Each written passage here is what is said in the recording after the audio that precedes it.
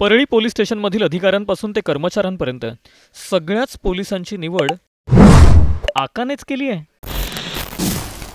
परळी पोलीसमध्ये सर्व पोलीस बहुतेक अधिकाऱ्यांपासून कर्मचाऱ्यांपर्यंत हे आकांनीच निवडलेले लोक आहेत। परळीचे सगळेच पोलीस आकांच्या इशाऱ्यावर चालतात म्हणून पुढील तपास परळी पोलिसांना देऊ नये अशी विनंतीच सुरेश धस यांनी बीडच्या नवीन एसपींना केली आहे। सुरेश धस यांनी परळी पोलिसांमधील काही पोलीस कर्मचाऱ्यांची थेट नावं घेत सनसनाटी आरोप केलेत। विशेष म्हणजे सुरेश धसांची ही मागणी बीडच्या एसपींनीही मान्य केल्याचं त्यांनीच सांगितलंय। नेमकं हे प्रकरण काय, सुरेश धसांनी कुणाकुणाची नावं घेतली आणि परळी पोलिसांवर का संशय व्यक्त केला जातोय याचाच सविस्तर आढावा या व्हिडिओतून घेणार आहोत।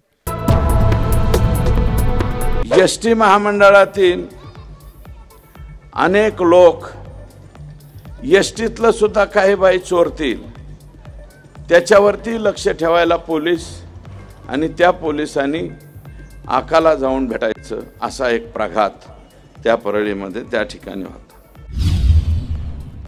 सरपंच संतोष देशमुख प्रकरणामुळे बीड आणि विशेषतः परळीतील अनेक गुन्हे समोर येतात। भाजप आमदार सुरेश धस यांनी बीड जिल्ह्यातील गुन्हेगारी समोर आणण्यात आक्रमक भूमिका घेतली आहे। अशातच सुरेश धसांनी महादेव दत्तात्रय मुंडे यांच्या हत्या प्रकरणावरून आक्रमक भूमिका घेत परळी पोलिसांवर संशयही व्यक्त केलाय। पण नेमकं महादेव मुंडे खून प्रकरण आहे तरी काय ते आधी पाहूयात। परळीमध्ये भर तहसीलच्या समोर संध्याकाळी 7:30 ते 8 वाजण्याच्या सुमारास एक खून होतो। खून होणाऱ्या व्यक्तीचं नाव असतं महादेव दत्तात्रय मुंडे। महादेव हे पिग्मी एजंट आणि दूध व्यावसायिक होते। 21 ऑक्टोबर 2023च्या रात्री वनविभागाच्या समोरील मोकळ्या जागेत त्यांचा मृतदेह आढळला होता। त्यांच्या गळ्यावर, चेहऱ्यावर, हातावर धारदार शस्त्राने वार करून त्यांची हत्या करण्यात आली होती। या हत्याकांडाला 1.5 वर्ष पूर्ण झालं, पण या हत्याकांडाचा छडा अजूनपर्यंत पूर्णपणे लागलेला नाहीये। महादेव मुंडेंच्या पत्नीने न्यायासाठी पोलीस स्टेशनचे उंबरे झिजवलेत, तरीही त्यांना अद्याप न्याय मिळाला नाही। या प्रकरणात परळी पोलिसांनी जाणीवपूर्वक दुर्लक्ष केल्याचा सुरेश धस यांचा आरोप आहे।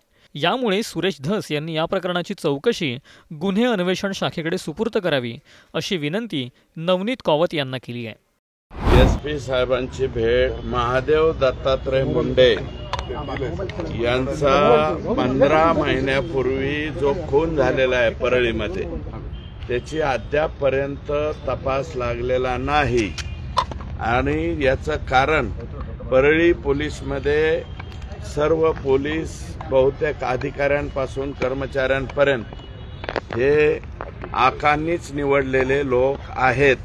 त्याच्यामुळे हा तपास लागत नाही, म्हणून याचा तपास लागण्यासाठी हा तपास LCB-कडे देण्यात यावा, बीड जिल्हा गुन्हा अन्वेषण शाखा यांच्याकडे देण्यात यावा अशा प्रकारची मागणी मी केलेली आहे।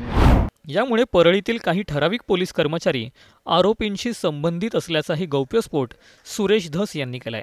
विशेष म्हणजे पोलीस कर्मचाऱ्यांचे कॉल रेकॉर्ड काढल्यावरती आरोपी कोण आहेत याचाही तपास लागेल अशी देखील शक्यता सुरेश धस यांनी व्यक्त केली आहे। या माहितीच्या आधारे मी या ठिकाणी सांगितलेलं आहे की ठराविक काही कर्मचारी, पोलीस कर्मचारी यामध्ये सुद्धा येत आहेत। ते तुम्हाला सांगतो, भाताने, संजय सचिन सानप, भास्कर केंद्रे, हे ठराविकच नावं येत आहेत आणि हे फड एक कोणीतरी आहेत। हे सर्व कर्मचारी बघा तुम्ही, विष्णू फड, पोलीस कर्मचारी गोविंद भाताने, पोलीस कर्मचारी भास्कर केंद्रे, ह्या सर्व म्हणजे ह्या सगळ्या लोकांचे कॉल डिटेल जर चेक केले तर महादेव मुंडे यांचा खून कुणी केला हे 8 दिवसाच्या आत या ठिकाणी स्पष्ट होईल। आणि ह्या सगळे या कर्मचाऱ्यांना रवींद्र सानप पासून ते आता मी नाव घेतलेले हे सगळे कर्मचारी, यातले भास्कर केंद्रे हे 15 वर्षापासून फक्त परळी तालुक्यातच आहेत। सुरेश धसांनी नावासहित अनेक गंभीर आरोप केलेत। त्यांनी परळीतील पोलिसांवर अनेक गंभीर प्रश्नचिन्ह उपस्थित करत परळी पोलिसांना चौकशीपासून दूर ठेवण्याची मागणी केली आहे। आता त्यांची मागणी मान्य होते का? नवनीत कौवत आपल्याच डिपार्टमेंटची चौकशी करतात का? हे पाहणंही महत्त्वाचं ठरणार आहे।